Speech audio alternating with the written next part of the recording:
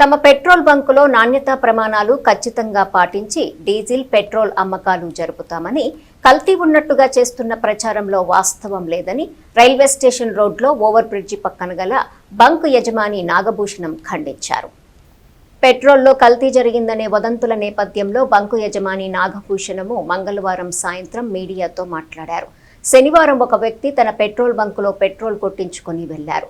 సదరు వ్యక్తి bike start కాకపోవడంతో మెకానిక్ దగ్గరకు వెళ్లి చూపిస్తే పరిశీలించి వాటర్ బాటిల్లో పెట్రోల్ తీస్తే నీరు కలిసిందని చెప్పారని తెలిపారు.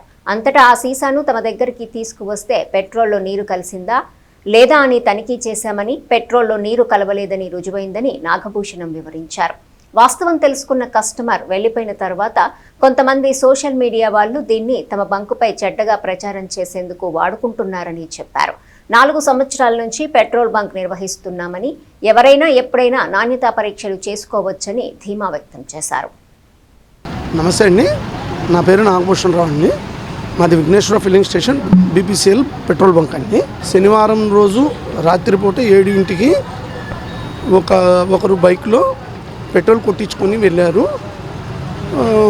వెళ్ళిన గంటన్నర తర్వాత 9 ఆ ప్రాంతాల్లో వచ్చి మా బైక్లో మీరు కొట్టిన పెట్రోల్లో నీళ్ళు వచ్చినాయని చెప్తే వారి ముందే టెస్టింగ్ చేసాము. దాని వీడియో కూడా ఉంది. అది శనివారం నైట్ జరిగింది. ఇవాళ అంటే సోమవారం నైట్ 1 దీన్ని సోషల్ యూట్యూబర్స్ వీళ్ళు దీన్ని హైప్ చేసి చూపించి మా రెప్యుటేషన్ పోకూడదామని చూస్తున్నారు. ఎక్కువ కస్టమర్స్ వచ్చే బంకు మా రెప్యుటేషన్ పోకూడదామని చూస్తున్నారు. మీకు ఆ వీడియో కూడా పెట్టాను సార్.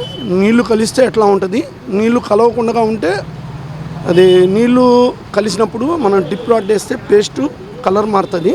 ఆ వీడియో కూడా అప్లోడ్ చేశాను.